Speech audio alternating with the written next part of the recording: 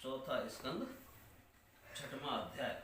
ब्रह्मादि देवताओं का कैलाश जाकर श्री महादेव को मनाना। श्री मैत्रेय जी कहते हैं, विदुर जी, इस प्रकार जब रुद्र के सेवकों ने समस्त देवताओं को हरा दिया और उनके संपूर्ण अंग प्रत्यंग भूत प्रेतों के त्रिशूल पट्टिस खड़ग गदा परिघ और मुदगर आदि आयुधों से भिन्न भिन्न हो गए, तब वे ऋत्वज और सदस्यों के सहित बहुत ही डरकर ब्रह्मा जी के पास पहुँचे और प्रणाम करके उन्हें सारा वृत्तांत कह सुनाया। भगवान ब्रह्मा जी और सर्वांतर्यामी श्री नारायण पहले से ही इस भावी उत्पात को जानते थे, इसी से वे दक्ष के यज्ञ में नहीं गए थे। अब देवताओं के मुख से वहाँ की सारी बात सुनकर उन्होंने कहा, देवताओं, परम समर्थ तेजस्वी पुरुष से कोई दोष भी बन जाए तो भी उसके बदले में अपराध करने वाले मनुष्यों का भला नहीं हो सकता। फिर तुम लोगों ने तो यज्ञ में भगवान शंकर का पर्याप्त भाग न देकर उनका बड़ा भारी अपराध किया है। परंतु शंकर जी बहुत शीघ्र प्रसन्न होने वाले हैं, इसलिए तुम लोग शुद्ध हृदय से उनके पैर पकड़कर उन्हें प्रसन्न करो, उनसे क्षमा मांगो। दक्ष के दुर्वचन रूपी बाणों से उनका हृदय तो पहले से ही बिंध रहा था, उस पर उनकी प्रिया सती जी का वियोग हो गया। इसलिए यदि तुम लोग चाहते हो कि वह यज्ञ फिर से आरंभ होकर पूर्ण हो, तो पहले जल्दी जाकर उनसे अपने अपराधों के लिए क्षमा मांगो। उन्हीं नहीं तो उनके कुपित होने पर लोकपालों के सहित इन समस्त लोकों का भी बचना असंभव है। भगवान रुद्र परम स्वतंत्र हैं, उनके तत्व और शक्ति सामर्थ्य को ना तो कोई ऋषि मुनि देवता और यज्ञ स्वरूप देवराज इंद्र ही जानते हैं और ना स्वयं मैं ही जानता हूँ, फिर दूसरों की तो बात ही क्या है। ऐसी अवस्था में उन्हें शांत करने का उपाय कौन कर सकता है। देवताओं से इस प्रकार कहकर ब्रह्मा जी उनको प्रजापतियों को और पितरों को साथ ले अपने लोक से पर्वत श्रेष्ठ कैलाश को गए, जो भगवान शंकर का प्रिय धाम है। उस कैलाश पर औषधि तप मंत्र तथा योग आदि उपायों से सिद्धि को प्राप्त हुए और जन्म से ही सिद्ध देवता नित्य निवास करते हैं। किन्नर गंधर्व और अप्सरा भी सदा वहाँ बने रहते हैं। उसके मणिमय शिखर है, जो नाना प्रकार की धातुओं से रंग बिरंगे प्रतीत होते हैं। उस पर अनेक प्रकार के वृक्ष लता और गुलमार्ग छाए हुए हैं, जिनमें झुंड के झुंड जंगली पशु विचरते रहते हैं। वहाँ निर्मल जल के अनेकों झरने बहते हैं और बहुत सी गहरी कंदरा और ऊंचे शिखरों के कारण वह पर्वत अपने प्रियतमों के साथ विहार करती हुई सिद्ध पत्नियों का क्रीड़ा स्थल बना हुआ है। वह सब और मोरों के शोर, मदांध भ्रमरों के गुंजार, कोयलों की कुहू कुहू ध्वनि तथा अनन्यान्य पक्षियों के कलरव से गूंज रहा है। उसके कलवृक्ष अपनी ऊंची ऊंची डालियों को हिला हिलाकर मानो पक्षियों को बुलाते रहते हैं तथा हाथियों के चलने फिरने के कारण वह कैलाश स्वयं चलता हुआ सा और झरनों की कल कल ध्वनि से बातचीत करता हुआ सा जान पड़ता है। मंदार पर जात माल साल ताड़ कचनार असन और अर्जुन के वृक्षों से वह पर्वत बड़ा ही सुहावना जान पड़ता है। आम कदम नीत नाग पुन्नाग चंपा गुलाब अशोक मौलसरी कुंद कुर्बक सुनहरे सतपत्र कमल इलायची और मालती की मनोहर लताएं तथा कुब्बज मोगरा और माधवी की बेलें भी उसकी शोभा बढ़ाती हैं। कटहल गूलर पीपल पाकर बड़ गूगल भोज वृक्ष औसत जाति के पेड़ केले आदि जो फल आने के बाद काट दिए जाते हैं, सुपारी राजपूत जामुन खजूर आमला आम प्याल महुआ और लिसोड़ा आदि विभिन्न प्रकार के वृक्षों तथा पोले और ठोस बांस के झुरमुटों से वह पर्वत बड़ा ही मनोहर मालूम होता है। उसके सरोवरों में कुमुद उत्पल कलहार और सतपत्र आदि अनेक जाति के कमल खिले रहते हैं। उनकी शोभा से मुग्ध होकर कलरव करते हुए झुंड के झुंड पक्षियों से वह बड़ा ही भला लगता है। वहाँ जहाँ तहाँ हरिण वानर सुअर सिंह रीछ शाही नीलगाय सरव बाघ कृष्ण मृग भैंसे कर्णांत्र एक पर अश्वमुख भेड़िए और कस्तूरी मृग घूमते रहते हैं तथा वहाँ के सरोवरों के तट केलों की पत्तियों से घिरे होने के कारण बड़ी शोभा पाते हैं। उसके चारों ओर नंदा नाम की नदी बहती है, जिसका पवित्र जल देवी सती के स्नान करने से और पवित्र एवं सुगंधित हो गया है। भगवान भूतनाथ के निवास स्थान उस कैलाश पर्वत की ऐसी रमणीयता देखकर देवताओं को बड़ा आश्चर्य हुआ। वहाँ उन्होंने अलका नाम की एक सुरम्यपुरी और सौगंधिक वन देखा। उसमें सर्वत्र सुगंध फैलाने वाले सौगंधिक नाम के कमल खिले हुए थे। उस नगर के बाहर की ओर नंदा और अलकनंदा नाम की दो नदियां हैं। वे तीर्थपाल श्री हरि की चरण रज के संयोग से अत्यंत पवित्र हो गई हैं। विदुर जी, उन नदियों में रत विलास से थकी हुई देवांगनाएं अपने अपने निवास स्थान से आकर जल क्रीड़ा करती हैं और उसमें प्रवेश कर अपने प्रियतमों पर जल उलचती हैं। स्नान के समय उसका तुरंत का लगाया हुआ कुछ कुमकुम धुल जाने से जल पीला हो जाता है। उस कुमकुम मिश्रित जल को हाथी प्यास से न होने पर भी गंध के लोभ से स्वयं पीते और अपनी हथनियों को पिलाते हैं। अलकापुरी पर चांदी, सोने और बहुमूल्य मणियों के सैकड़ों विमान छाए हुए थे, जिनमें अनेकों यक्ष पत्नियां निवास करती थीं। इनके कारण वह विशाल नगरी बिजली और बादलों से छाए हुए आकाश के समान जान पड़ती थी। यक्षराज कुबेर की राजधानी उस अलकापुरी को पीछे छोड़कर देवगण सौगंधिक वन में आए। वह वन रंग बिरंगे फल, फूल और पत्तों वाले अनेकों कल्प वृक्षों से सुशोभित था। उसमें कोकिल आदि पक्षियों का कलरव और भौरों का गुंजार हो रहा था तथा राजहंसों के परम प्रिय कमल कुसुमों में सुशोभित अनेकों सरोवर थे। वह वन जंगली हाथियों के शरीर की रगड़ लगने से घिसे हुए हर चंदन वृक्षों का स्पर्श करके चलने वाली सुगंधित वायु के द्वारा यज्ञ पत्नियों के मन को विशेष रूप से मथे डालता था। बावलियों की सीढ़ियां वैदुर्य मड़की बनी हुई थी। उनमें बहुत से कमल खिले रहते थे। वहाँ अनेकों किंब पुरुष जी बहलाने के लिए आए हुए थे। इस प्रकार उस वन की शोभा निहारते जब देवगण कुछ आगे बढ़े, तब उन्हें पास ही एक वट वृक्ष दिखलाई दिया। यह वृक्ष 100 योजन ऊंचा था तथा उसकी शाखाएं 75 योजन फैली हुई थीं। उसके चारों ओर सर्वदा अविजल छाया बनी रहती थी, इसलिए घाम का कष्ट कभी नहीं होता था तथा उसमें कोई घोंसला भी न था। उस महायोगमय और मुमुक्षुओं के आश्रयभूत वृक्ष के नीचे देवताओं ने भगवान शंकर को विराजमान देखा। वे साक्षात क्रोधहीन काल के समान जान पड़ते थे। भगवान भूतनाथ का श्रीअंग बड़ा ही शांत था। सनंद नाग, शांत सिद्ध गण और सखा यक्ष राक्षसों के स्वामी कुबेर उनकी सेवा कर रहे थे। जगतपति महादेव जी सारे संसार के सुहृदय हैं, सदैव सबका कल्याण करने वाले हैं। वे लोकहित के लिए ही उपासना, चित्त की एकाग्रता और समाधि आदि साधनों का आचरण करते रहते हैं। संध्या कालीन में किसी कांति वाले शरीर पर वे तपस्वियों के अभिष्ट चिन्ह भस्म, दंड, जटा और मृग चर्म एवं मस्तक पर चंद्रकला धारण किए हुए थे। वे एक कुशासन पर बैठे थे और अनेकों साधु श्रोताओं के बीच में श्री नारद जी के पूछने से सनातन ब्रह्म का उपदेश कर रहे थे। उनका बायां चरण दाईं जांघ पर रखा था। वे बायां हाथ बाएं घुटने पर रखे कलाई में रुद्राक्ष की माला डाले तर्क मुद्रा से विराजमान थे। वे योग पट्ट काठ की बनी हुई टेकनी का सहारा लिए एकाग्रचित्त से ब्रह्मानंद का अनुभव कर रहे थे। लोकपालों के सहित समस्त मुनियों ने मन शीलों में सर्वश्रेष्ठ भगवान शंकर को हाथ जोड़कर प्रणाम किया। यद्यपि समस्त देवता और दैत्यों के अधिपति श्री महादेव जी के चरण कमलों की वंदना करते हैं, तथापि वे श्री ब्रह्मा जी को अपने स्थान पर आया देख तुरंत खड़े हो गए और जैसे वामन अवतार में परम पूज्य विष्णु भगवान कश्यप जी की वंदना करते हैं, उसी प्रकार सिर झुकाकर उन्हें प्रणाम किया। इसी प्रकार शंकर जी के चारों ओर जो महर्षियों सहित अन्यान्य सिद्ध गण बैठे थे, उन्होंने भी ब्रह्मा जी को प्रणाम किया। सबके नमस्कार कर चुकने पर ब्रह्मा जी ने चंद्रमौल भगवान से जो अब तक प्रणाम की मुद्रा में ही खड़े थे, हंसते हुए कहा। श्री ब्रह्मा जी ने कहा, देव, मैं जानता हूँ आप संपूर्ण जगत के स्वामी हैं, क्योंकि इस विश्व की योनि, शक्ति, प्रकृति और उसके बीच शिव पुरुष से परे जो एक रस पर ब्रह्म है, वह आप ही हैं। भगवान, आप मकड़ी के समान ही अपने स्वरूप भूत शिव शक्ति के रूप में क्रीड़ा करते हुए लीला से ही संसार की रचना, पालन और संहार करते रहते हैं।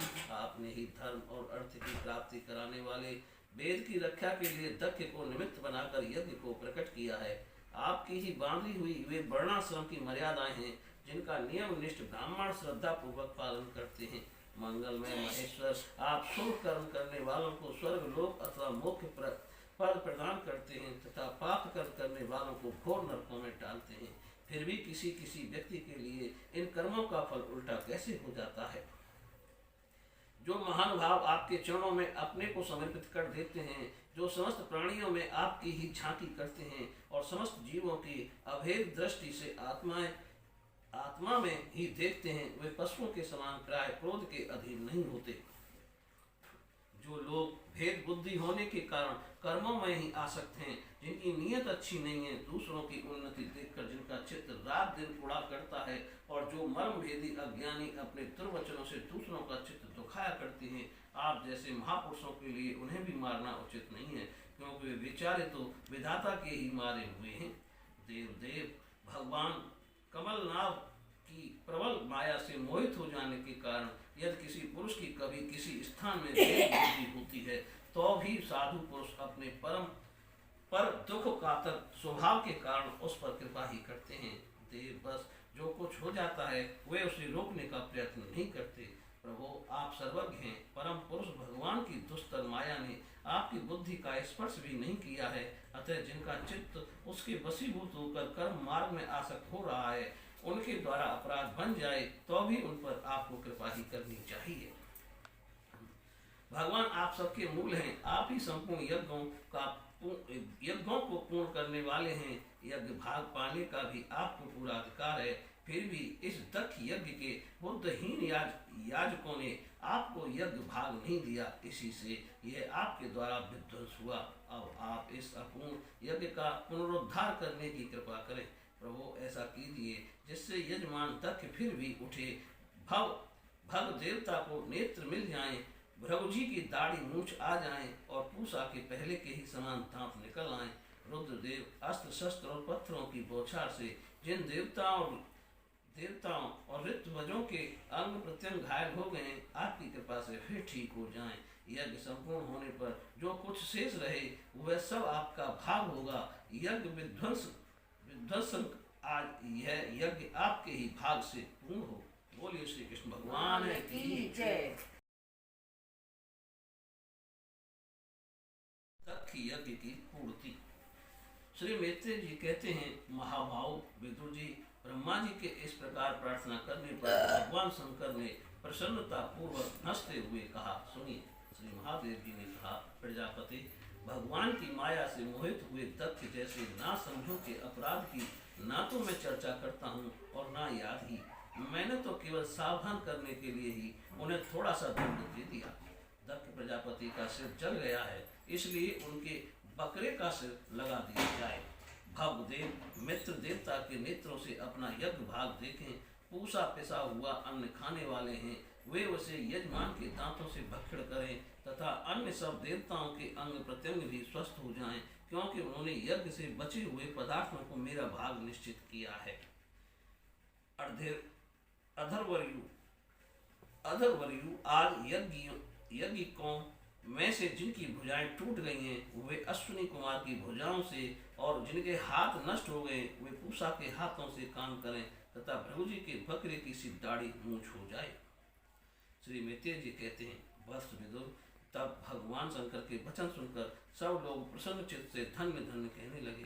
फिर सभी देवता और ऋषियों ने महादेव जी से यज्ञशाला में पधारने की प्रार्थना की, और तब वे उन्हें तथा ब्रह्मा जी को साथ लेकर वहां गए।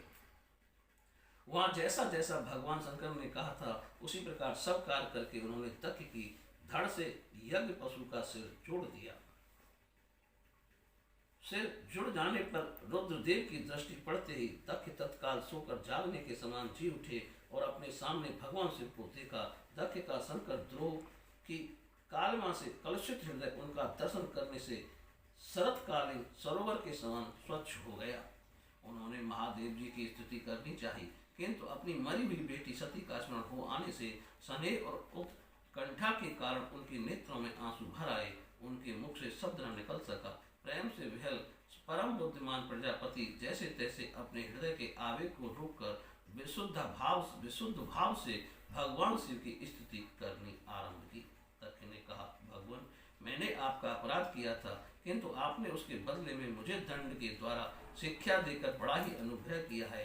अहो, आप और श्री हरि तो आचारहीन नाम मात्र के ब्राह्मणों की भी कोई उपेक्षा नहीं करते, फिर हम जैसे यज्ञ यागादि करने वालों को क्यों भूलेंगे। वे वो आपने ब्रह्मा होकर सबसे पहले आत्म तत्व की रक्षा के लिए अपने मुख से विद्या, तप और वृत्तादि के धारण करने वाले ब्राह्मणों को उत्पन्न किया था। जैसे चरवाहा लाठी लेकर गौ की रक्षा करता है, उसी प्रकार आप उन ब्राह्मणों की सब विपत्तियों से रक्षा करते हैं।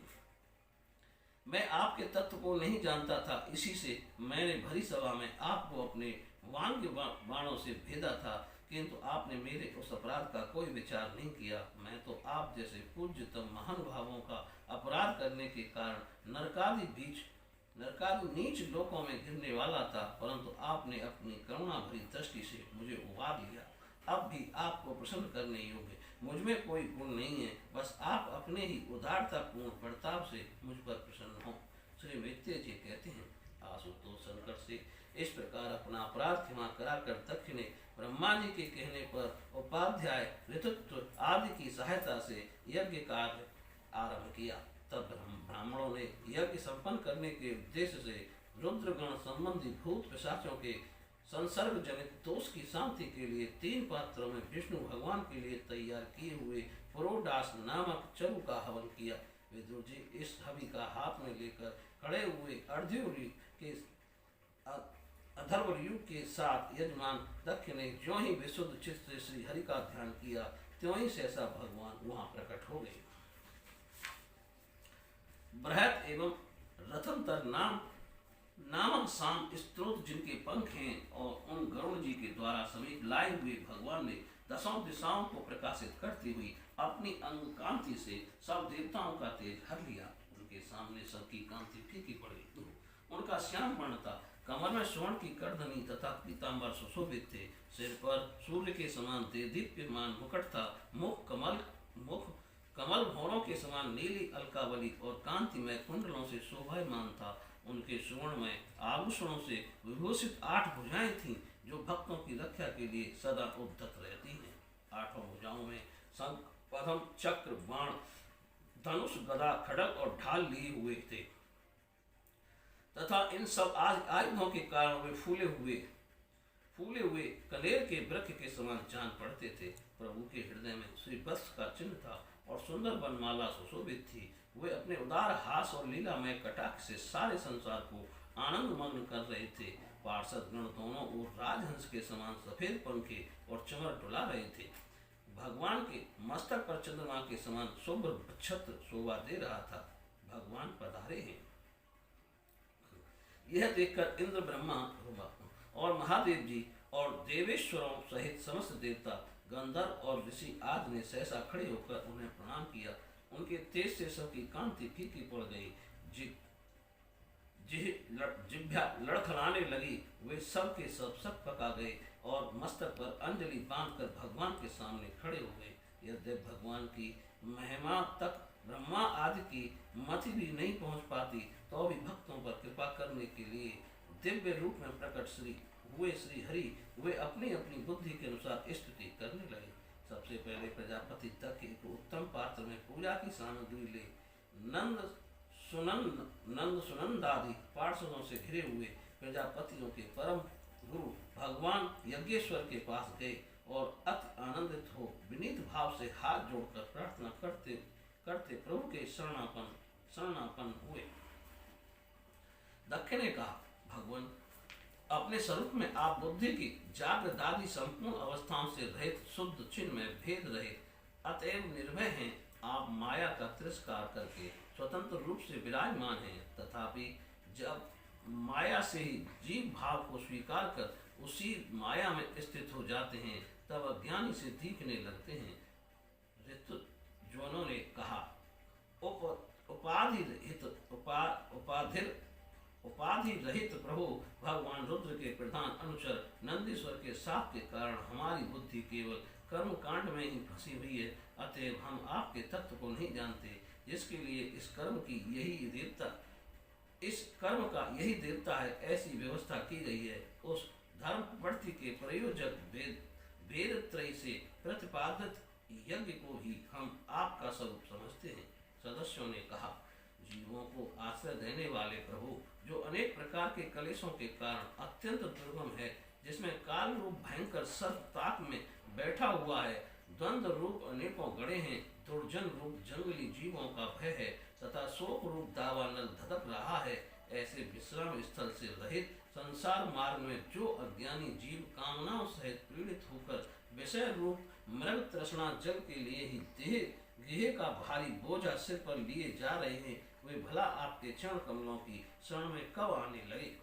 रुद्र ने कहा, वरदायक प्रभु, आपके उत्तम चरण इस संसार में सकाम पुरुषों को संपूर्ण पुरुषार्थों की प्राप्ति कराने वाले हैं, और जिन्हें किसी भी वस्तु की कामना नहीं है, वे निष्काम मुनिजन भी उनका आदर पूर्वक पूजन करते हैं। उनमें चित्त लगा रहने के कारण यदि अज्ञानी लोग मुझे आचार भ्रष्ट कहते हैं, तो कहें, आपके परम अनुग्रह से मैं उनके कहने सुनने का कोई विचार नहीं करता। प्रभु जी ने कहा, आपकी गहन माया से आत्मज्ञान लुप्त हो जाने के कारण जो अज्ञान निद्रा में सोए हुए हैं, वे ब्रह्मादि देहधारी आत्मज्ञान में उपयोगी आपके तत्व को अभी तक नहीं जान सके। ऐसे होने पर भी आप अपने शरणागत भक्तों के आत्मा और सुहृदय हैं, अतः आप मुझ पर प्रसन्न होइए। ब्रह्मा जी ने कहा, प्रभु पृथक पृथक पदार्थों को जाने वाली इंद्रियों के द्वारा पुरुष जो कुछ देखता है, वह आपका स्वरूप नहीं है, क्योंकि आप ज्ञान शब्दादि विषय और श्रोतादि इंद्रियों के अधिष्ठान हैं, वे सब आप में अध्यस्त हैं। अतएव आप इस माया में प्रपंच से सर्वथा अलग हैं। इंद्र ने कहा, अच्युत, आपका यह जगत को प्रकाशित करने वाला रूप देवद्रोहियों का संहार करने वाली 8 भुजाओं से सुशोभित हैं, जिनमें आप सदा ही नाना प्रकार के आयुध धारण किए रहते हैं। यह रूप हमारे मन और नेत्रों को परम आनंद देने वाला है। याज्ञिकों की पत्नियों ने कहा, भगवान ब्रह्मा जी ने आपके पूजन के लिए ही इस यज्ञ की रचना की थी, परंतु दक्ष पर कुपित होने के कारण इसे भगवान पशुपत ने अब नष्ट कर दिया है। यज्ञ मूर्ति शमशान भूमि के समान उत्सवहीन हुए हमारे उस यज्ञ को आप नील कमल की सी कांति वाले अपने नेत्रों से निहार कर पवित्र कीजिए। ऋषियों ने कहा, भगवान आपकी लीला बड़ी ही अनोखी है, क्योंकि आप कर्म करते हुए भी उनमें निर्लिप्त रहते हैं। दूसरे लोग वैभव की भूख से जिन लक्ष्मी जी की उपासना करते हैं, वे स्वयं आपकी सेवा में लगी रहती हैं, तो भी आप उनका मान नहीं करते, उनसे निष्प्रय रहते हैं। सिद्धों ने कहा, प्रभु, ये हमारा मन रूप हाथी नाना प्रकार के कलेश रूप दावानल से दग्ध एवं अत्यंत तृषित होकर आपकी कथा रूप विशुद्ध अमृतमय सरिता में घुसकर गोता लगाए बैठा है। वहाँ ब्रह्मानंद में लीन सा हो जाने के कारण उसे ना तो संसार रूप दावानल का ही स्मरण है और ना ही वह उस नदी से बाहर ही निकलता है। यजमान पत्नी ने कहा, सर्वसमर्थ परमेश्वर, आपका स्वागत है। मैं आपको नमस्कार करती हूँ, आप मुझ पर प्रसन्न होइए। लक्ष्मीपति, अपनी प्रिया लक्ष्मी जी के सहित आप हमारी रक्षा कीजिए। यज्ञेश्वर, जिस प्रकार सिर के बिना मनुष्य का धड़ अच्छा नहीं लगता, उसी प्रकार अन्य अंगों से पूर्ण होने पर भी आपके बिना यज्ञ की शोभा नहीं होती। लोकपालों ने कहा, अनंत परमात्मन, आप समस्त अंतःकरणों के साक्षी हैं। यह सारा जगत आपके ही द्वारा देखा जाता है, तो क्या मायक पदार्थों को ग्रहण करने वाली हमारी इन नेत्र आदि इंद्रियों से कभी आप पृथक हो सकते हैं? वस्तुतः आप हैं तो पंचभूतों से पृथक, फिर भी 5 भौतिक शरीरों के साथ जो आपका संबंध प्रतीत होता है, यह आपकी माया ही है। योगेश्वरों ने कहा, प्रभु, जो पुरुष संपूर्ण विश्व के आत्मा आप में और अपने में कोई भेद नहीं देखता, उससे अधिक प्यारा आपको कोई नहीं है। तथापि वह भक्तवत्सल, जो लोग आप में स्वामी भाव रखकर अनन्य भक्ति से आपकी सेवा करते हैं, उन पर भी आप कृपा कीजिए। जीवों के अदृष्टवश जिसके सत्वादि गुणों में बड़ी विभिन्नता आ जाती है, उस अपनी माया के द्वारा जगत की उत्पत्ति, स्थिति और प्रलय के लिए ब्रह्मादि विभिन्न रूप धारण करके आप भेद बुद्धि पैदा कर देते हैं, किंतु अपनी स्वरूप स्थिति से आप उस भेद ज्ञान और उसके कारण सत्वादि गुणों से सर्वथा दूर हैं। ऐसे आपको हमारा नमस्कार है। ब्रह्मस्वरूप वेद ने कहा, आप ही धर्मादि की उत्पत्ति के लिए शुद्ध सत्य को स्वीकार करते हैं, साथ ही आप निर्गुण भी हैं। अतएव आपका तत्व ना तो मैं जानता हूँ और न ब्रह्मादि कोई और ही जानते हैं। आपको नमस्कार है। अग्निदेव ने कहा, भगवान आपके ही तेज से प्रज्वलित होकर मैं श्रेष्ठ यज्ञों में देवताओं के पास घृत मिश्रित हवि पहुंचाता हूँ। आप साक्षात यज्ञ पुरुष एवं यज्ञ की रक्षा करने वाले हैं। अग्निहोत्र, दर्श, पौर्णमास, चतुर्मास और पशु सोम, ये 5 प्रकार के यज्ञ आपके ही स्वरूप हैं तथा आश्रावय, अस्तु, श्रीषष्ठ, यजे, ये यजामहे और वसट, इन 5 प्रकार के यज्ञ मंत्रों से आपका ही पूजन होता है। मैं आपको प्रणाम करता हूँ। देवताओं ने कहा, देव आप आज पुरुष हैं। पूर्व कल्प का अंत होने पर अपने कार्य रूप इस प्रपंच को उदर में लीन कर अपने ही प्रलयकालीन जल के भीतर शेष नाग की उत्तम सैया पर शयन किया था। आपके आध्यात्मिक स्वरूप का जनलोक आदिवासी सिद्ध गण भी अपने हृदय में चिंतन करते हैं। और वही आप आज हमारे नेत्रों के विषय होकर अपने भक्तों की रक्षा कर रहे हैं। आपके खेल की सामग्री है हे नाथ, ऐसे आपको हम सर्वदा प्रणाम करते हैं।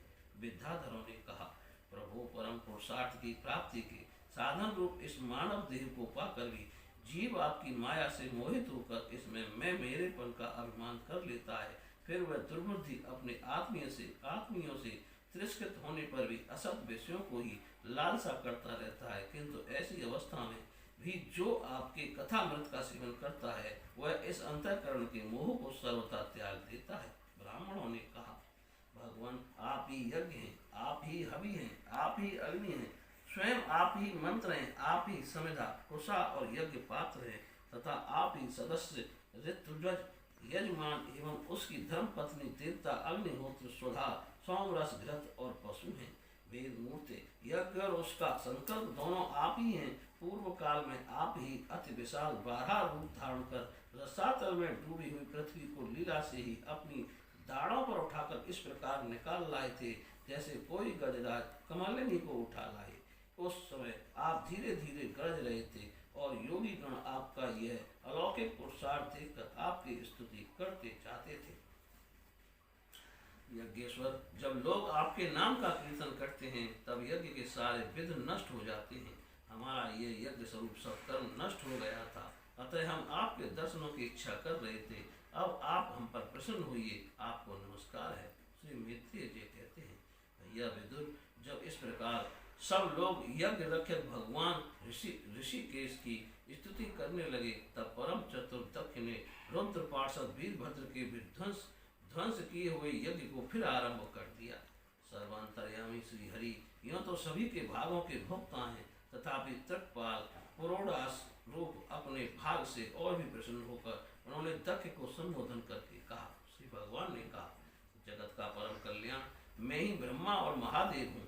मैं सबका आत्मा, ईश्वर और साक्षी हूँ तथा स्वयं प्रकाश और उपाधि शून्य हूँ। विप्रवर, अपनी त्रिगुणात्मिकता माया को स्वीकार करके मैं ही जगत की रचना, पालन और संहार करता हूँ और मैंने ही उन कर्मों के अनुरूप ब्रह्मा, विष्णु और शंकर ये नाम धारण किए हैं।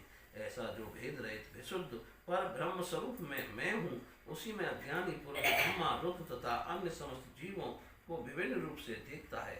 जिस प्रकार मनुष्य अपने सिर, हाथ आदि अंगों में ये मुझसे भिन्न है ऐसी बुद्धि कभी नहीं करता, उसी प्रकार मेरा भक्त प्राणी मात्र को मुझ में भिन्न नहीं देखता।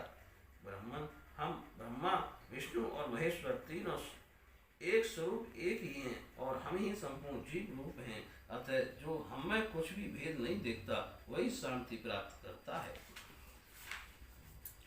श्री मैत्रेय जी कहते हैं, भगवान के इस प्रकार आज्ञा देने पर प्रजापतियों के नायक दक्ष ने उनका त्रिकपाल यज्ञ के द्वारा पूजन करके फिर अंगभूत और प्रधान दोनों प्रकार के यज्ञों से अन्य सब देवताओं का अर्चन किया। फिर एकाग्रचित हो भगवान शंकर का यज्ञ शेष रूप उनके भाग से यजन किया तथा समाप्ति में किए जाने वाले उदवसान नामक कर्म से अन्य सोमपाई एवं दूसरे देवताओं का यजन कर यज्ञ का उपसंहार किया और अंत में ऋतुजों के सहित अब अवभ्रत स्नान किया। फिर जिन्हें अपने पुरुषार्थ से ही सब प्रकार की सिद्धियां प्राप्त थी उन दक्ष प्रजापति को तुम्हारी सदा धर्म में बुद्धि रहे ऐसा आशीर्वाद देकर सब देवता स्वर्ग लोक को चले गए। विदुर जी सुना है कि दक्ष सुता सती ने इस प्रकार अपना पूर्व शरीर त्याग कर फिर हिमालय की पत्नी मैना के गर्भ से जन्म लिया था। जिस प्रकार प्रलय काल में लीन हुई शक्ति सृष्टि के आरंभ में फिर ईश्वर का ही आश्रय लेती है उसी प्रकार अनन्य परायणता प्रेरणा श्री अंबिका जी ने उस जन्म में भी अपने एकमात्र आश्रय और प्रीतम भगवान शंकर का ही वर्ण किया। विदुर जी दक्ष यज्ञ का विध्वंस करने वाले भगवान शिव का चरित्र मैंने बृहस्पति जी के शिष्य परम भागवत उद्धव जी के मुख से सुना था। कुरुनंदन श्री महादेव जी का यह पावन चरित्र यश और आयु को बढ़ाने वाला तथा पाप पुण्यों को नष्ट करने वाला है। जो पुरुष भक्ति भाव से इसका नित्य प्रति श्रवण और कीर्तन करता है वह अपनी पाप राशि का नाश कर देता है। बोलिए श्री कृष्ण भगवान की जय। 8वां अध्याय ध्रुव का वनगमन। श्री नित्य जी कहते हैं शत्रुसूदन विदुर जी सनकादि नारद ऋभु हंस अरुणि और यति ब्रह्मा जी के इन नैष्ठिक ब्रह्मचारी पुत्रों ने गृहस्थाश्रम में प्रवेश नहीं किया अतः उनके कोई संतान नहीं हुई। अधर्म भी ब्रह्मा जी का ही पुत्र था। उसकी पत्नी का नाम था मृषा। उसके दम्भ नामक पुत्र और माया नाम की कन्या हुई। उन दोनों को निर्तृति ले गया क्योंकि उसके कोई संतान न थी। दम्भ और माया से लोभ और निकृति सठता का जन्म हुआ। उसके क्रोध और हिंसा तथा उससे कली कलह और उसकी बहन द्रोही गाली उत्पन्न हुई। साधु श्रोमणे फिर द्रुक्ति से कली ने भय और मृत्यु को उत्पन्न किया तथा उन दोनों के संयोग से यातना और निरय नरक का जोड़ा उत्पन्न हुआ।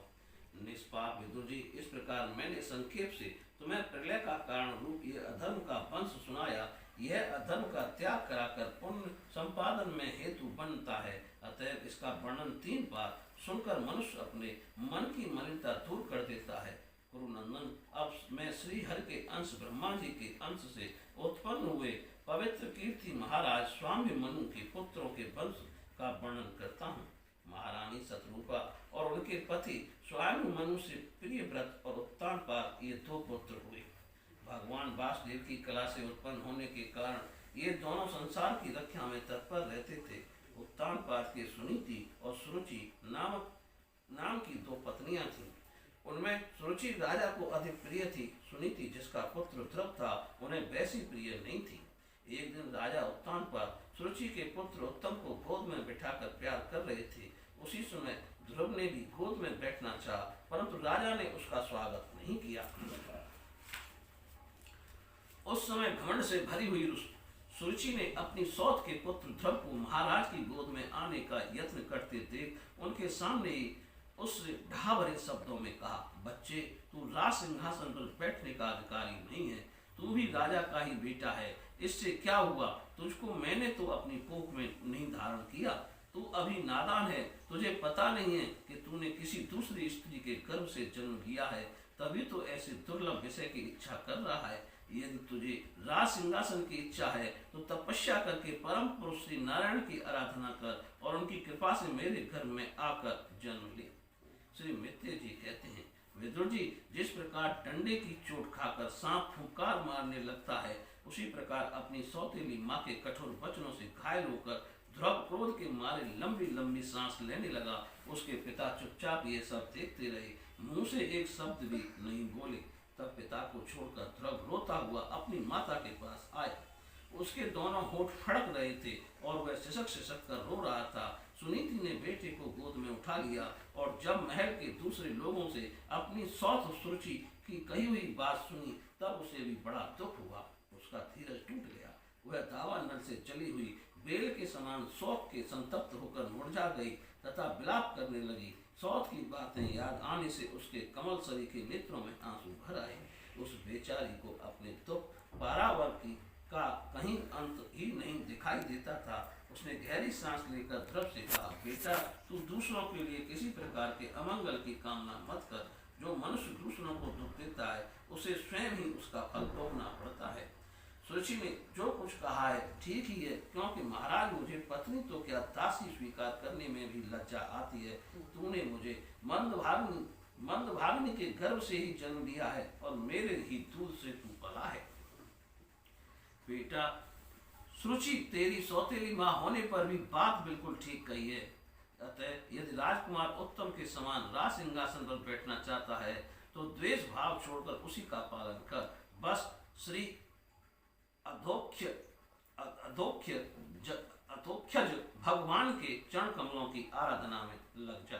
संसार का पालन करने के लिए सत्गुणों को अंगीकार करने वाले उन श्री हरि के चरणों की आराधना करने से ही तेरे परदादा से ब्रह्मा जी को वह सर्वश्रेष्ठ पद प्राप्त हुआ है, जो मन और प्राणों को जीतने वाले मुनियों के द्वारा भी वंदनीय है। इसी प्रकार तेरे दादा स्वामी मनु ने भी बड़ी बड़ी दक्षिणाओं वाले यज्ञों के द्वारा अनन्य भाव से उन्हीं भगवान की आराधना की थी, तभी उन्हें दूसरों के लिए अति दुर्लभ लौकिक अलौकिक तथा मोक्ष सुख की प्राप्ति हुई।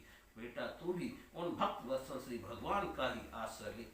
जन्म मृत्यु के चक्र से छूटने की इच्छा करने वाले मुमुक्षु लोग निरंतर उन्हीं के चरण कमलों के मार्ग की खोज किया करते हैं।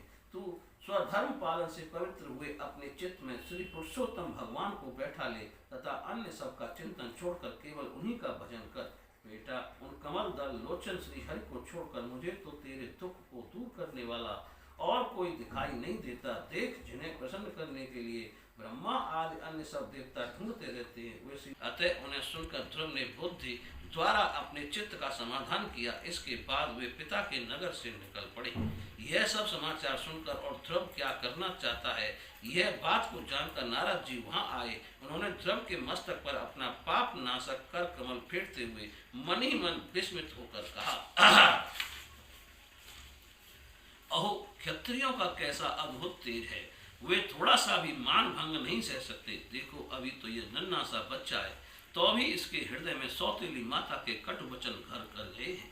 तत्पश्चात नारद जी ने ध्रुव से कहा, बेटा, अभी तो तू बच्चा है, खेल कूद में ही मस्त रहता है। हम नहीं समझते कि उस उम्र में किसी बात से तेरा सम्मान या अपमान हो सकता है। यदि तुझे मान अपमान का विचार ही हो तो बेटा, असल में मनुष्य के असंतोष का कारण मोह के सिवा और कुछ नहीं है। संसार में मनुष्य अपने कर्मानुसार ही मान अपमान या सुख दुख आदि को प्राप्त करता है। तात भगवान की गति बड़ी विचित्र है, इसलिए उस पर विचार करके बुद्धिमान पुरुष को चाहिए कि देववश उसे जैसी भी परिस्थिति का सामना करना पड़े उसी में संतुष्ट रहे। अब माता के उपदेश से तू योग साधना द्वारा जिन भगवान की कृपा प्राप्त करने चला है, मेरे विचार से साधारण पुरुषों के लिए उन्हें प्रसन्न करना बहुत ही कठिन है। योगी लोग अनेकों जन्मों तक अनासक्त रहकर समाधि योग के द्वारा बड़ी बड़ी कठोर साधनाएं करते रहते हैं, परंतु भगवान के मार्ग का पता नहीं पाते। इसलिए तू यह व्यर्थ का हट छोड़ दे और घर लौट जा। बड़ा होने पर जब पुरुषार्थ साधन समय आवे तब उसके लिए प्रयत्न कर लेना। विधाता के विधान के अनुसार सुख दुख जो कुछ भी प्राप्त हो उसी में चित्त को संतुष्ट रखना चाहिए। यों करने वाला पुरुष मोहमय संसार से पार हो जाता है। मनुष्य को चाहिए कि अपने से अधिक गुणवान को देखकर प्रसन्न हो, जो कम गुण वाला हो उस पर दया करे और जो अपने समान गुण वाला हो उससे मित्रता का भाव रखे। यों करने से उसे दुख कभी नहीं दबा सकते। ध्रुव ने कहा, भगवान, सुख दुख से जिनका चित्त संचल हो जाता है उन लोगों को लिए आपने कृपा करके शांति का यह बहुत अच्छा उपाय बतलाया, परंतु मुझ जैसे अज्ञानों की दृष्टि यहाँ तक नहीं पहुँच पाती। इसके सिवाय मुझे घोर क्षत्रिय स्वभाव प्राप्त हुआ है, अतः मुझ में विनय का पर्याय अभाव है। सुरुचि ने अपने कट वचन रूपी बाणों से मेरे हृदय को विदीर्ण कर डाला, इसलिए उसमें आपका यह उपदेश नहीं ठहर पाता। ब्राह्मण, मैं उस पद पर अधिकार करना चाहता हूँ जो त्रिलोकी में सबसे श्रेष्ठ है तथा जिस पर मेरे बाप दादे और दूसरे कोई भी आरूढ़ नहीं हो सकते। आप मुझे उसी की प्राप्ति का कोई अच्छा सा मार्ग बतलाइए। आप भगवान ब्रह्मा जी के पुत्र हैं और संसार के कल्याण के लिए ही बीड़ा बजाते हैं। सूर्य की भांति त्रिलोकी में विचरा करते हैं। श्री मैत्रेय जी कहते हैं, ध्रुव की बात सुनकर भगवान नारद जी बड़े प्रसन्न हुए और उस पर कृपा करके इस प्रकार सदुपदेश देने लगे। श्री नारद जी ने कहा, बेटा, तेरी माता सुनीति ने तुझे जो कुछ बताया है वही तेरे लिए परम कल्याण का मार्ग है। भगवान वासुदेव ही वह उपाय है, इसलिए तू चित्त लगाकर उन्हीं का भजन कर। जिस पुरुष को अपने लिए धर्म, अर्थ, काम और मोक्ष रूप पुरुषार्थ की अभिलाषा हो, उसके लिए उनकी प्राप्ति का उपाय एकमात्र श्री हरि के चरणों का सेवन ही है। बेटा, तेरा कल्याण होगा। अब तू श्री यमुना जी के तटवर्ती परम पवित्र मधुबन को जा। वहाँ श्री हरि का नित्य निवास है। वहाँ श्री कालंदी के निर्मल जल में तीनों समय स्नान करके नित्य कर्म से निवृत्त हो यथा विधि आसन बिछाकर स्थिर भाव से बैठना। फिर रेचक, पूरक और कुंभक 3 प्रकार के प्राणायाम से धीरे धीरे प्राण, मन और इंद्रिय के दोषों को दूर कर धैर्ययुक्त मन से परम गुरु श्री भगवान का इस प्रकार ध्यान करना। भगवान नेत्र और मुख निरंतर प्रसन्न रहते हैं। उन्हें देखने से ऐसा मालूम होता है कि वे प्रसन्नता पूर्वक भक्त को वर देने के लिए उद्यत हैं। उनकी नासिका, भौहें और कपोल बड़े ही सुहावनी हैं। वे सभी देवताओं में परम सुंदर हैं।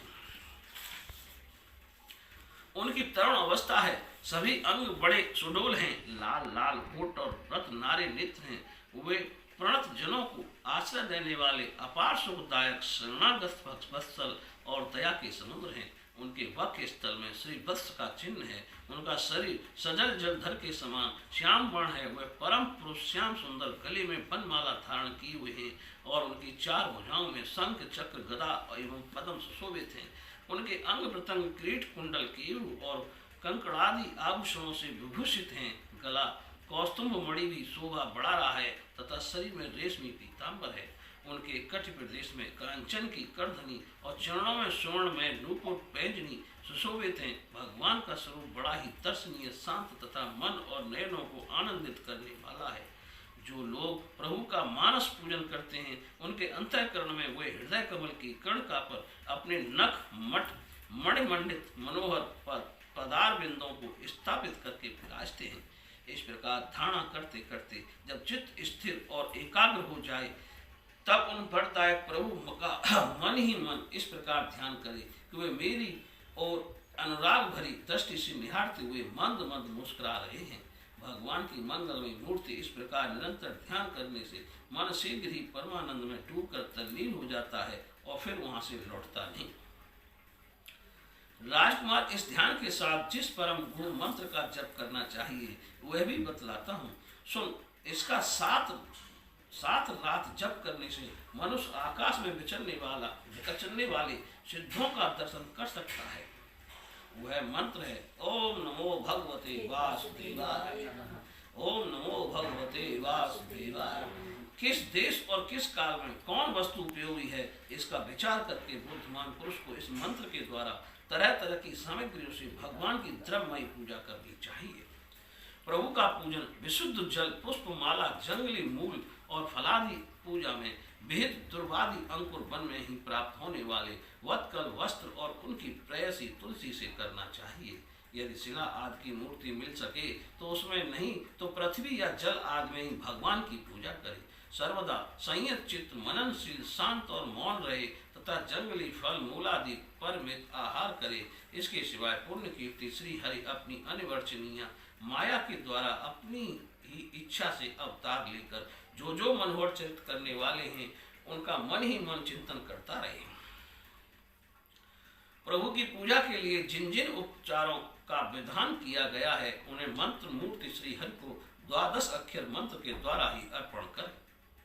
इस प्रकार जब हृदय स्थित हरि का मन, वाणी और शरीर से भक्ति पूर्वक पूजन किया जाता है, तब वे निश्चल भाव से भली भांति भजन करने वाले अपने भक्तों के भाव को बढ़ा देते हैं और उन्हें उनकी इच्छा के अनुसार धर्म, अर्थ, काम अथवा मोक्ष रूप कल्याण प्रदान करते हैं। यदि उपासक को इंद्रिय संबंधी भोगों से वैराग्य हो गया हो तो वह मोक्ष प्राप्ति के लिए अत्यंत भक्ति पूर्वक अविच्छिन्न भाव से भगवान का भजन करे। श्री नारद जी इस प्रकार उपदेश पाकर श्री नारद जी से इस प्रकार उपदेश पाकर राजकुमार ध्रुव ने परिक्रमा करके उन्हें प्रणाम किया। तदंतर उन्होंने भगवान के चरण चिन्हों से अंकित परम पवित्र मधुवन की यात्रा की। ध्रुव के तपोवन की ओर चले जाने पर नारद जी महाराज उत्तानपाद के महल में पहुंचे। राजा ने उनकी यथा योग्य उपचारों से पूजा की। तब उन्होंने आराम से आसन पर बैठकर राजा से पूछा। श्री नारद जी ने कहा, राजन, तुम्हारा मुख सूखा हुआ है। तुम बड़ी देर से किस सोच में विचार में पड़े हो? तुम्हारे धर्म, अर्थ और कामों में से किसी में कोई कमी तो नहीं आ रही? राजा ने कहा, ब्राह्मण, मैं बड़ा ही स्त्रीण और निर्दयी हूँ। हाय, मैंने अपने 5 वर्ष के नन्हे से बच्चे को उसकी माता के साथ घर से निकाल दिया। मुनिवर, वह बड़ा ही बुद्धिमान था। उसका कमल सा मुख भूख से कुमला गया होगा। वह थक कर कहीं रास्ते में पड़ गया होगा। ब्राह्मण, वो असहाय बच्चे को वन में कहीं भेड़िए ना खा जाए। अहो, मैं कैसी स्त्री का गुलाम हूँ। मेरी कुटिलता तो देखिए। वह बालक प्रेम बस मेरी गोद में चढ़ना चाहता था, किंतु मुझ दुष्ट ने उसका तनिक भी आदर नहीं किया। श्री नारद जी ने कहा, राजन, तुम अपने बालक की चिंता मत करो। उसके रक्षक भगवान हैं। तुम्हें उसके प्रभाव का पता नहीं है। उसका यश सारे जगत में फैल रहा है। वह बालक बड़ा समर्थ है। जिस काम को बड़े बड़े लोकपाल भी नहीं कर सके, उसे पूरा करके वह शीघ्र ही तुम्हारे पास लौट आएगा। उसके कारण तुम्हारा यश भी बहुत बढ़ेगा। श्री मैत्रेय जी कहते हैं, देवर्षि नारद जी की बात सुनकर महाराज उत्तानपाद राजपाट की ओर से उदासीन होकर निरंतर पुत्र की ही चिंता में रहने लगे। इधर ध्रुव जी ने मधुवन में पहुंचकर यमुना जी में स्नान किया और उस रात पवित्रता पूर्वक उपवास करके श्री नारद जी के उपदेशानुसार एकाग्र चित्त से परम पुरुष श्री नारायण जी की उपासना आरंभ कर दी। उन्होंने 3 रात्रि के अंतर से शरीर निर्वाह के लिए केवल कैथ और बेर के फल खाकर श्री हरि की उपासना करते हुए 1 मास व्यतीत किया। दूसरे महीने में उन्होंने 6 दिन के पीछे सूखे घास और पत्ते खाकर भगवान का भजन किया। तीसरा महीना 9 दिन पर केवल जल पीकर समाधि योग के द्वारा श्री हरि की आराधना करते हुए बिताया। चौथे महीने में उन्होंने श्वास को जीत कर 12 दिन के बाद केवल वायु पीकर ध्यान योग द्वारा भगवान की आराधना की। 5वां मास लगने पर राजकुमार ध्रुव श्वास को जीतकर पर ब्रह्म का चिंतन करते हुए एक पैर से खंबे के समान निश्चल भाव से खड़े हो गए। उस समय उन्होंने शब्दादि विषय और इंद्रियों के नियामक अपने मन को सब ओर से खींच लिया तथा हृदय स्थिति हरि के स्वरूप का चिंतन करते हुए चित्त को किसी दूसरी ओर न जाने दिया। जिस समय उन्होंने महदादि संपूर्ण तत्वों के आधार तथा प्रकृति और पुरुष के भी अधीश्वर पर ब्रह्म की धारणा की, उस समय उनके तेज को न सह सकने के कारण तीनों लोग कांप उठे। जब राजकुमार ध्रुव एक पैर से खड़े हुए, उनके अंगूठे से दबकर आधी पृथ्वी इस प्रकार झुक गई जैसे किसी गजराज के चढ़ जाने पर नाव पद पद पर दाई बाई ओर डगमगाने लगती है। ध्रुव जी अपने इंद्रिय द्वारा प्राणों को रोककर अनन्य बुद्धि से विश्वात्मा श्री हरि का ध्यान करने लगे। इस प्रकार उनकी समष्टि प्राण से अभिन्नता हो जाने के कारण सभी जीवों का श्वास प्रश्वास रुक गया। इससे समस्त लोक और लोकपालों को बड़ी पीड़ा हुई और वे सब घबराकर श्री हरि की शरण में गए।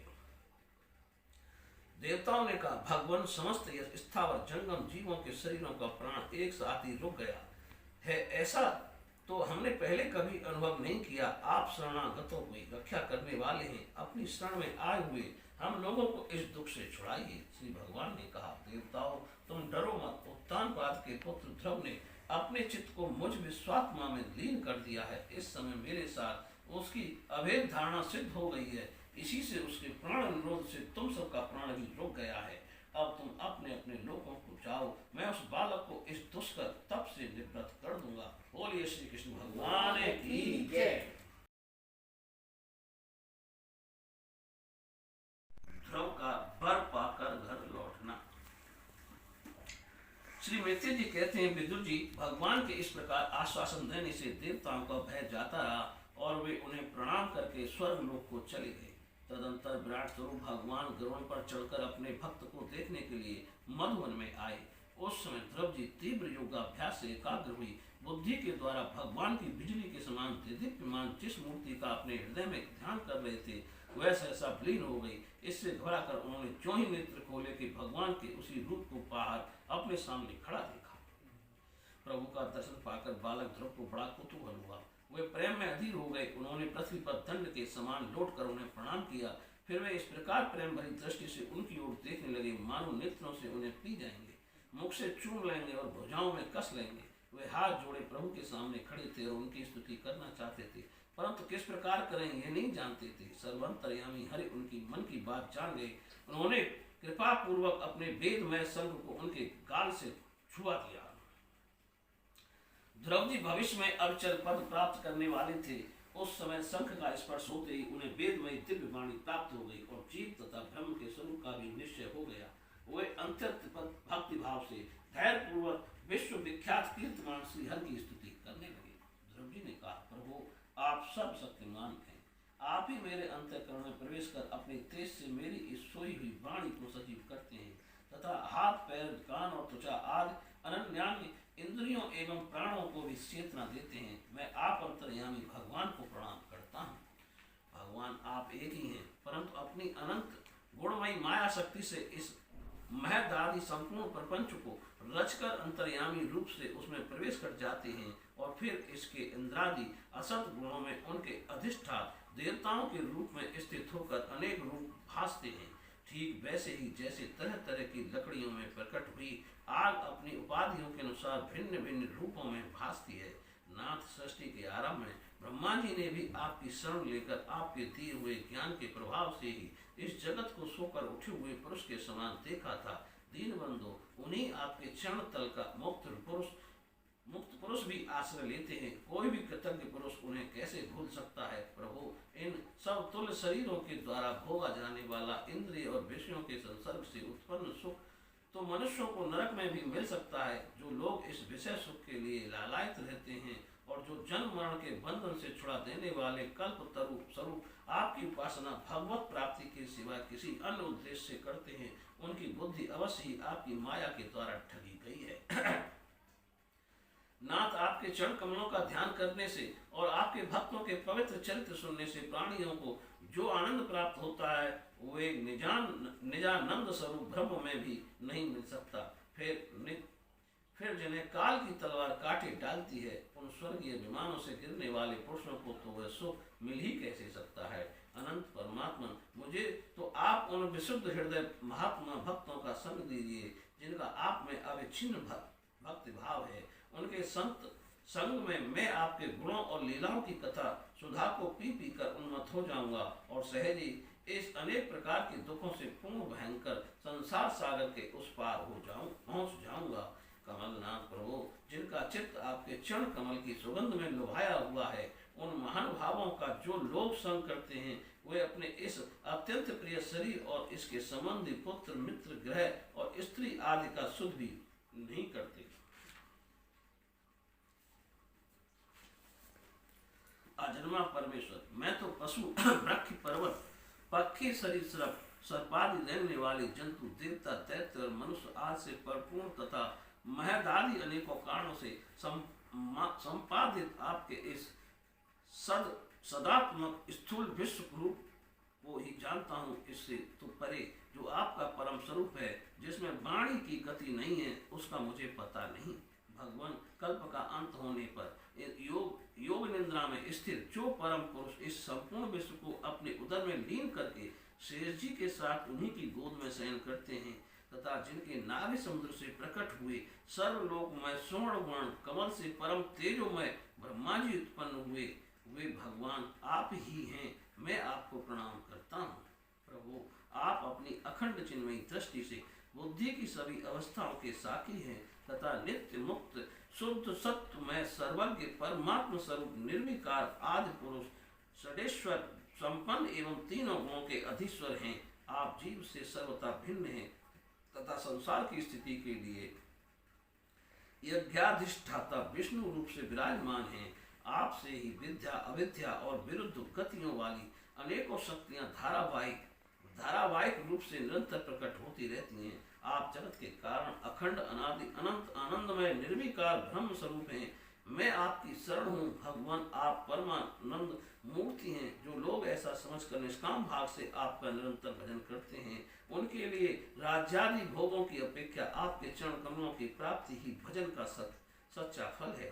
स्वामी, यद्यपि बात ऐसी ही है, तो भी गौ जैसे अपने तुरंत के जन्मे हुए बछड़े को दूध पिलाती है और व्याधि रात से बचाती रहती है, उसी प्रकार आप भी भक्तों पर कृपा करने के लिए निरंतर विकल रहने के कारण हम जैसे सकाम जीवों को भी कामना पूर्ण करके उनकी संसार भय से रक्षा करते रहते हैं। श्री मैत्रेय जी कहते हैं, विदुर जी जब शुभ संकल्प वाले मतिमान ध्रुव जी ने इस प्रकार स्तुति की, तब भक्त वत्सल भगवान उनकी प्रशंसा करते हुए कहने लगे। श्री भगवान ने कहा, उत्तम व्रत का पालन करने वाले राजकुमार, मैं तेरे हृदय का संकल्प जानता हूँ। यद्यपि उस पद का प्राप्त होना बहुत कठिन है, तो भी मैं तुझे वह देता हूँ, तेरा कल्याण हो। भद्र, जिस तेजो में अविनाशी लोक को आज तक किसी ने प्राप्त नहीं किया, जिसके चारों ओर ग्रह नक्षत्र और तारागण ज्योतिष चक्र उसी प्रकार चक्कर काटता रहता है जिस प्रकार मेढ़ी के चारों ओर धमरी के बेल घूमते रहते हैं, अवान्तर कल्प पर्यंत रहने वाले अन्य लोगों का नाश हो जाने पर भी जो स्थिर रहता है, तथा तारागण के सहित धर्म, अग्नि, कश्यप और शुक्र आदि नक्षत्र एवं सप्त ऋषिगण जिसकी प्रदक्षिणा किया करते हैं, वह ध्रुव लोक में तुझे देता हूँ। यहाँ भी जब तेरे पिता तुझे राज सिंहासन देकर वन को चले जाएंगे, तब तू 36,000 वर्ष तक धर्म पूर्वक पृथ्वी का पालन करेगा। 36,000 वर्ष तक तेरी इंद्रियों की शक्ति जो कि त्यों बनी रहेगी। आगे चलकर किसी समय तेरा भाई उत्तम शिकार खेलता हुआ मारा जाएगा, तब उसकी माता सुरुचि पुत्र प्रेम में पागल होकर उसे वन में खोजती हुई दावानल में प्रवेश कर जाएगी। यज्ञ मेरी प्रिय मूर्ति है, तू अनेकों बड़ी बड़ी दक्षिणाओं वाले यज्ञों के द्वारा मेरा यजन करेगा, तथा यहाँ उत्तम उत्तम भोग भोग कर अंत में मेरा ही स्मरण करेगा। इससे तू अंत में संपूर्ण लोगों के वंदनीय और सप्त ऋषियों से भी ऊपर मेरे निज धाम को जाएगा, जहाँ पहुंच जाने पर फिर संसार में लौट कर नहीं आना होता है। भगवान की भक्ति करी छोटे से। श्री मैत्रेय जी कहते हैं, बालक ध्रुव से इस प्रकार पूजित हो और उसे अपना पद प्रदान कर भगवान श्री गरुड़ध्वज उसके देखते देखते अपने लोक को चले गए।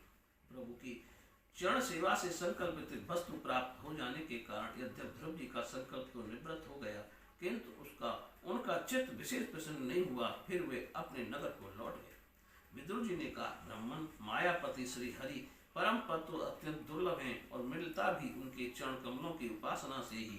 ध्रुव जी भी सारा सार का पूर्ण विवेक रखते थे, फिर एक ही जन्म में उस परम पद को पा लेने पर भी उन्होंने अपने को अकृतार्थ क्यों समझा। श्री मैत्रेय जी ने कहा, ध्रुव जी का हृदय अपनी सौतेली माता के वाणों से बिंद गया था, तथा वर मांगने के समय भी उन्हें उनका स्मरण बना हुआ था। इसी से उन्होंने मुक्ति दाता श्री हर से मुक्ति नहीं मांगी। अब जब भगवत दर्शन से वह मनोमालिन्य दूर हो गया, तो उन्हें अपनी इस भूल के लिए पश्चाताप हुआ। ध्रुव जी मन ही मन कहने लगे, अहो संकादि ऊर्ध्वरेवा नैष्ठिक ब्रह्मचारी सिद्ध भी जिन्हें समाधि द्वारा अनेकों जन्मों में प्राप्त कर पाते हैं, उन भगवत चरणों की छाया को मैंने 6 महीने में ही पा लिया, किंतु चित्त में दूसरी वासना रहने के कारण मैं फिर उनसे दूर हो गया। अहो मुझ मंद भाग्य की मूर्खता तो देखो, मैंने संसार पास को काटने वाले प्रभु के पाद पद्मों में पहुंचकर भी उनको नाशवान वस्तु की याचना की। देवताओं को स्वर्ग भोग के पश्चात फिर नीचे गिरना होता है, इसलिए वे मेरी भगवत प्राप्ति उच्च स्थिति को सहन नहीं कर सके, अतः उन्होंने ही मेरी बुद्धि को नष्ट कर दिया। तभी तो मुझ दुष्ट ने नारद जी की यथार्थ बात भी स्वीकार नहीं की। यद्यपि संसार में आत्मा के सिवा दूसरा कोई भी नहीं है, तथापि सोया हुआ मनुष्य जैसे स्वप्न में अपने ही कल्पना किए हुए व्याध आदि से डरता है, उसी प्रकार मैंने भी भगवान की माया से मोहित होकर भाई को ही शत्रु मान लिया और व्यर्थ ही द्वेष रूप आर्थिक रोग से जलने लगा। जिन्हें प्रसन्न करना अत्यंत कठिन है, उन्हीं विश्वात्मा श्री हरि को तपस्या द्वारा प्रसन्न करके मैंने जो कुछ मांगा है वह सब व्यर्थ है। ठीक उसी तरह जैसे गतायु पुरुष के लिए चिकित्सा व्यर्थ होती है। ओह मैं बड़ा भाग्यहीन हूँ। संसार बंधन का नाश करने वाले प्रभु से मैंने संसार ही मांगा। मैं बड़ा ही पुण्यहीन हूँ। जिस प्रकार कोई कंगला किसी चक्रवर्ती सम्राट को प्रसन्न करके उससे तुष सहित चावलों की कणी मांगे, उसी प्रकार मैंने भी आनंद आत्मानंद प्रदान करने वाले श्री हर्ष से मूर्खता बस व्यर्थ का अभिमान बढ़ाने वाले उच्च अधिपद की मांग की है।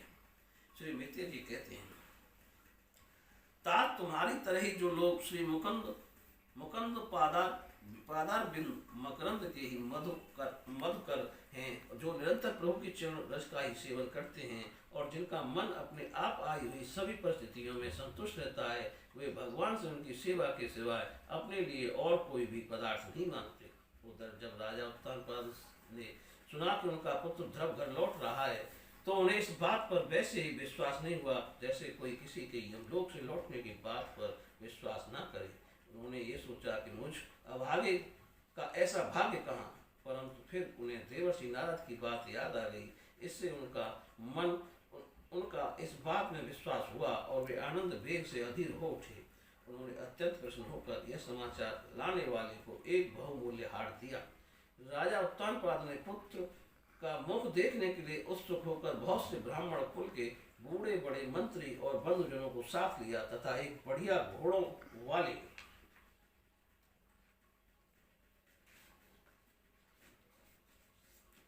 स्वर्ण जटित रथ पर सवार होकर वे झटपट नगर के बाहर आए। उनके आगे आगे वेद ध्वनि होती जाती है तथा शंख दुंदवी एवं बंसी आदि अनेकों मांगलिक बाजे बजते जाते थे। उनकी दोनों रानियां सुनीति और सुचिवी स्वर्णमय आभूषणों से विभूषित होकर राजा राजकुमार उत्तम के साथ पालकियों पर चढ़कर चल रही थी। ध्रुव जी उपवन के पास पहुंचे। उन्हें देखते ही महाराज उत्तानपाद तुरंत रथ से उतर पड़े। पुत्र को देखने के लिए वे बहुत दिनों से उत्कंठित हो रहे थे। उन्होंने झटपट आगे बढ़कर प्रेमातुर लंबी लंबी सांसें लेते हुए ध्रुव को भुजाओं में भर लिया। अब वे पहले के ध्रुव नहीं थे। प्रभु के परम पुनीत पाद पदों का स्पर्श होने से इनके समस्त पाप बंधन कट गए थे। राजा उत्तानपाद की एक बहुत बड़ी कामना पूर्ण हो गई। उन्होंने बार बार पुत्र का सिर छूंगा और आनंद तथा प्रेम के कारण निकलने वाले ठंडे ठंडे आंसुओं से उन्हें नहला दिया। तदंतर सज्जनों ने में अग्रगम ध्रुव जी ने पिता के चरणों में प्रणाम किया और उनके आशीर्वाद पाकर कुशल प्रश्नादि से सम्मानित हो दोनों माताओं को प्रणाम किया। छोटी माता सुरुचि अपने चरणों पर झुके हुए बालक ध्रुव को उठाकर हृदय से लगा दिया और अश्रु गदगद वाणी से चिरंजीवी रहो ऐसा आशीर्वाद दिया। जिस प्रकार जल स्वयं ही नीचे की ओर बहने लगता है, उसी प्रकार मैत्री आदि गुणों के कारण जिस पर श्री भगवान प्रसन्न हो जाते हैं, उसके आगे सभी जीव झुक जाते हैं। इधर उत्तम और ध्रुव दोनों ही प्रेम से भेल होकर मिले। एक दूसरे के अंगों का स्पर्श पाकर उन दोनों के ही शरीर में रोमांच हो आया तथा नेत्रों से बार बार आंसुओं की धारा बहने लगी। ध्रुव की माता सुनीति अपने प्राणों से भी प्यारे पुत्र को गले लगाकर सारा संताप भूल गई। उसके सुकुमार अंगों के स्पर्श से उसे बड़ा ही आनंद प्राप्त हुआ। वीरवर विदुर जी, वीर माता सुनीति के स्तन उसके नेत्रों से झड़ते हुए मंगलमय आनंद आंसुओं से भी भीग गए और उसके बार बार दूध बहने लगा। उस समय प्रवासी लोग उनकी प्रशंसा करते हुए कहने लगे, महारानी जी, आपका लाल बहुत दिनों से खोया हुआ था, सौभाग्यवश अब वह लौट आया। यह हम सबका दुख दूर करने वाला है, बहुत दिनों तक भूमंडल की रक्षा करेगा। आपने अवश्य शरणागत भय भंजन श्री हरि की उपासना की है। उनका निरंतर ध्यान करने वाले धीर पुरुष परम दुर्जय मृत्यु को भी जीत लेते हैं। विदुर जी, इस प्रकार जब सभी लोग ध्रुव के प्रति अपना लाड़ प्यार प्रकट कर रहे थे, उसी समय उन्हें भाई उत्तम के सहित हथनी पर चढ़ाकर महाराज उत्तानपाद ने बड़े हर्ष के साथ राजधानी में प्रवेश किया। उस समय सभी लोग उनके भाग्य की बड़ाई कर रहे थे। नगर में जहाँ तहाँ मगर के आकार के सुंदर दरवाजे बनाए गए थे तथा फल फूलों के गुच्छों के सहित केले के खम्भे और सुपारी के पौधे सजाए गए थे।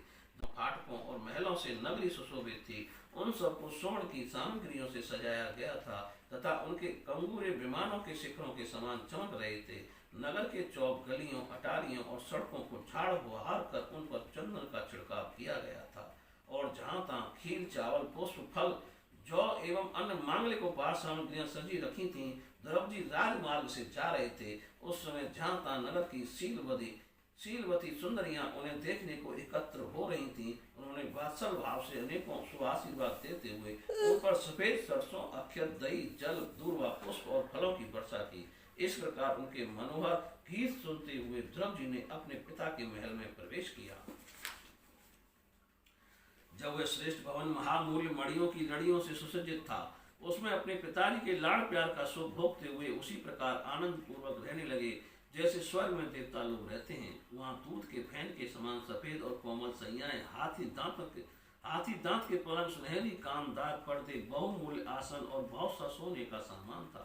उसकी स्फटिक और महामरकत मणि पन्ने की दीवारों में रत्नों की बनी हुई स्त्री मूर्तियों पर रखे हुए मणिमय दीपक जगमगा रहे थे। उस महल के चारों ओर अनेक जाति के दिव्य वृक्षों से सुशोभित उद्यान थे, जिनमें नर और मादा पक्षियों का कलरव तथा मत वाले भौरों का गुंजार होता रहता था। उन बगीचों में वेदर्भ मणि पुखराज की सीढ़ियों से सुशोभित बावलियां थीं, जिनमें लाल, नीले और सफेद रंग के कमल खिले रहते थे तथा हंस, कारंडव, चकवा एवं सारस आदि पक्षी क्रीड़ा करते रहते थे। राजर्षि उत्तानपाद ने अपने पुत्र के अत्यद्भुत प्रभाव की बात देवर्षि नारद से पहले ही सुन रखी थी। अब उसे प्रत्यक्ष वैसा ही देखकर उन्हें बड़ा आश्चर्य हुआ। फिर यह देखकर कि अब ध्रुव तरुण अवस्था को प्राप्त हो गए हैं, आत्मवर्ग उन्हें आदर की दृष्टि से देखते हैं तथा प्रजा का भी अनुराग है, उन्होंने उन्हें निखिल भूमंडल के राज्य पर अभिषिक्त कर दिया और आप वृद्धावस्था आई जानकर आत्मस्वरूप का चिंतन करते हुए संसार से विरक्त होकर वन को चल दिए। बोलिए श्री कृष्ण भगवान की जय। 10वां अध्याय, उत्तम का मारा जाना, ध्रुव का यक्षों के साथ युद्ध। श्री मैत्री जी कहते हैं, विदुर जी, ध्रुव ने प्रजापति शिशुमार की पुत्री ब्राह्मी के साथ विवाह किया। शिशुमार की पुत्री भ्रमी के साथ विवाह किया। उससे उनके कल्प और वत्सर नाम के 2 पुत्र हुए। महाबली ध्रुव की दूसरी स्त्री वायुपुत्री इला थी। उससे उसके उत्कल नाम के एक पुत्र और एक कन्या रत्न का जन्म हुआ। उत्तम का अभी विवाह नहीं हुआ था कि एक दिन शिकार खेलते समय उसे हिमालय पर्वत पर एक बलवान यक्ष ने मार डाला। उसके साथ उसकी माता भी परलोक से धार गई। ध्रुव ने जब भाई के मारे जाने का समाचार सुना तो वे क्रोध, शोक और उद्वेग से भरकर एक विजयप्रद रथ पर सवार होकर यक्षों के देश में जा पहुंचे। उन्होंने उत्तर दिशा में जाकर हिमालय की घाटी में यक्षों से भरी हुई अलकापुरी देखी। उसमें अनेकों भूत, प्रेत, पिशाच आदि रुद्रानुचर रहते थे। विदुर जी वहां पहुंचकर महाभाव ध्रुव ने अपना शंख बजाया तथा संपूर्ण आकाश और दिशाओं को बुझा दिया। उस शंख ध्वनि से यज्ञ पत्नियां बहुत ही डर गईं, उनकी आंखें भय से कातर हो उठी। वीरवर विदुर जी बलवान यक्ष वीरों को वह शंखनाद सहन न हुआ, इसलिए वे तरह तरह के अस्त्र शस्त्र लेकर नगर के बाहर निकल आए और ध्रुव पर टूट पड़े। महारथी ध्रुव प्रचंड धनुर्धर थे। उन्होंने एक ही साथ उनमें से प्रत्येक को 3-3 बाण मारे।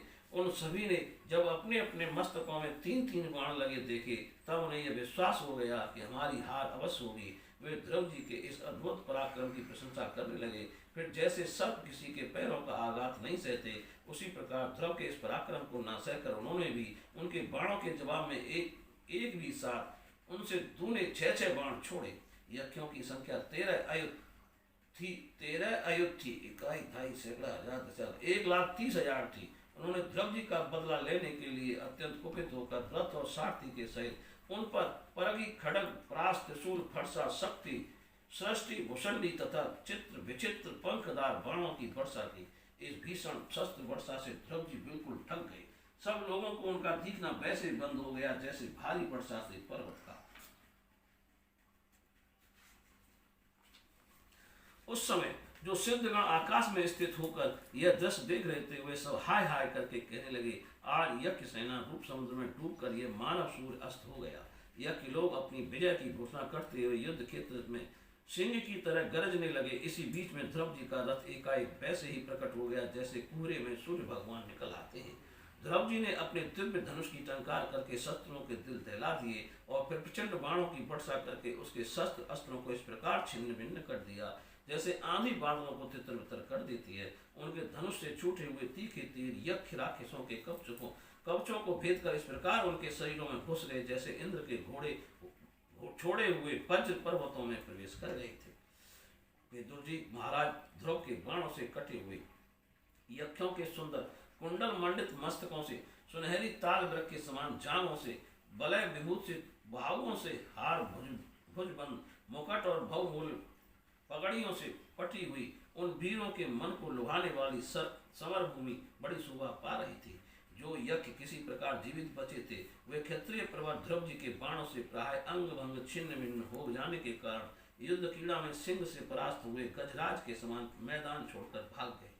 नरश्रेष्ठ ध्रुव जी ने देखा कि विस्तृत रणभूमि में अब एक भी अस्त्र शस्त्र लिए उनके सामने नहीं है, तो उनकी इच्छा अलकापुरी देखने की हुई, किंतु वे पुरी के भीतर नहीं गए। वे मायावी क्या करना चाहते हैं इस बात का मनुष्य को पता नहीं लग सकता। सारथी ने इस प्रकार कहकर वे उस विचित्र रथ में बैठे रहे तथा शत्रु के नवीन आक्रमण की आशंका से सावधान हो गए। इतने में ही उन्हें समुद्र की गर्जना के समान आंधी का भीषण शब्द सुनाई दिया तथा दिशाओं में उड़ती हुई धूल भी दिखाई दी। एक क्षण में ही सारा आकाश मेघमाला से घिर गया। सब और भयंकर गड़गड़ाहट के साथ बिजली चमकने लगी। निष्पाप विदुर जी उन बादलों से खून कप पीप विष्टा मूत्र एवं चर्बी की वर्षा होने लगी और ध्रुव जी के आगे आकाश से बहुत से धड़ गिरने लगे। फिर आकाश में एक पर्वत दिखाई दिया और सभी दिशाओं में पत्थरों की वर्षा के साथ गदा परग तलवार और मूसल गिरने लगे। उन्होंने देखा कि बहुत से सर्प वज्र की तरह फुफकार कर मारते हुए रोषपूर्ण नेत्रों ने आग की चिंगारियां उगलते आ रहे हैं। झुंड के झुंड मतवाले हाथी सिंह और बाघ भी दौड़े चले आ रहे हैं। प्रलय काल के समान भयंकर समुद्र अपनी उत्ताल तरंगों से पृथ्वी को सब ओर से डुबाता हुआ बड़ी भीषण गर्जना के साथ उनकी ओर बढ़ रहा है। क्रूर स्वभाव असुरों ने अपनी आसुरी माया से ऐसे ही बहुत से कौतुक दिखलाए जिनसे कायरों के मन कांप उठे थे।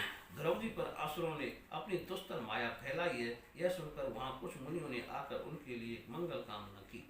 मुनियों ने कहा, उत्तानपाद नंदन ध्रुव, शरणागत भय भंजन पाणी भगवान नारायण तुम्हारे शत्रुओं का संहार करें।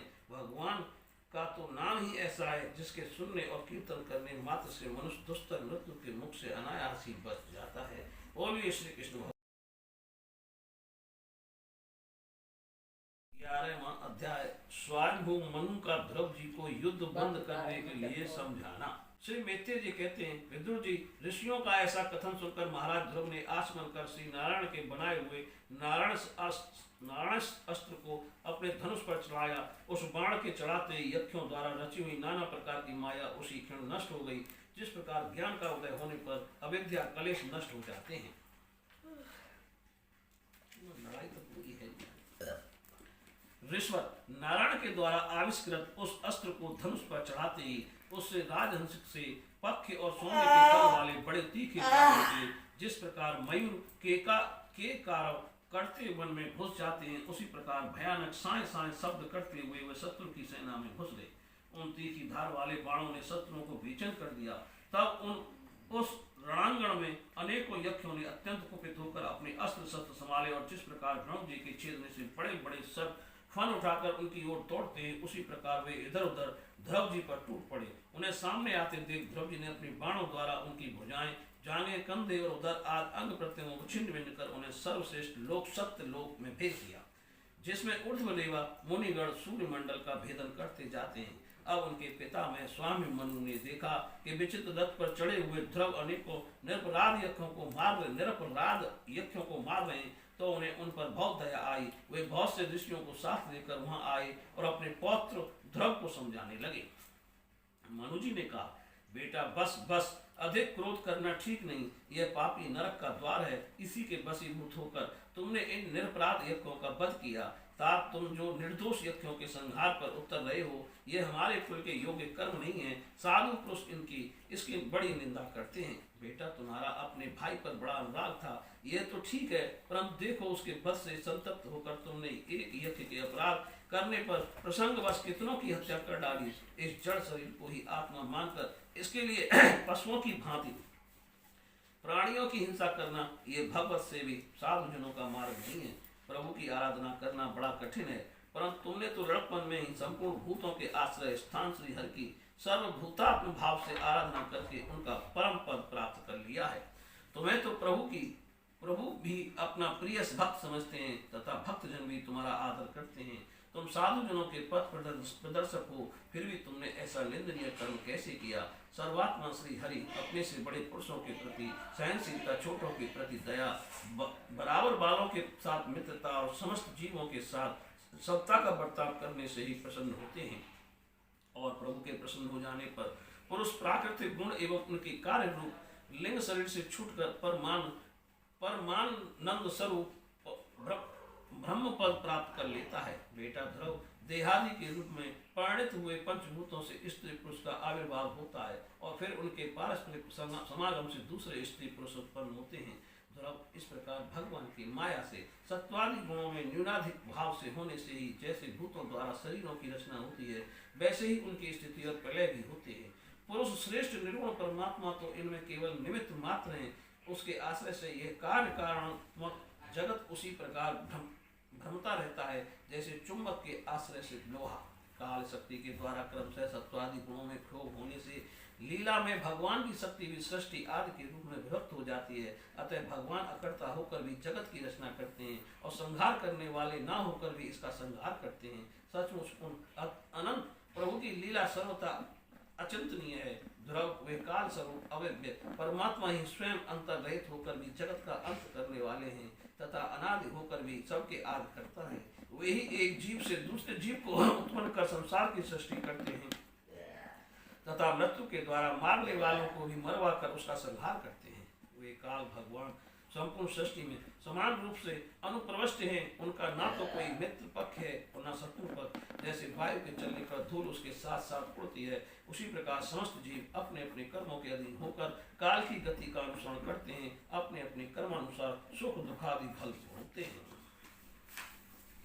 सर्वसमर्थ श्री हरि कर्म बंधन में बंधे हुए जीव की आयु की वृद्धि का खेल विधान करते हैं, परंतु वे स्वयं इन दोनों से रहित अपने स्वरूप में स्थित हैं। राजन इन परमात्माओं को ही मीमांसक लोग कर्म चारवाक स्वभाव वैशेषिक ममता व लंबी काल ज्योतिषी देव और काम शास्त्री काम कहते हैं।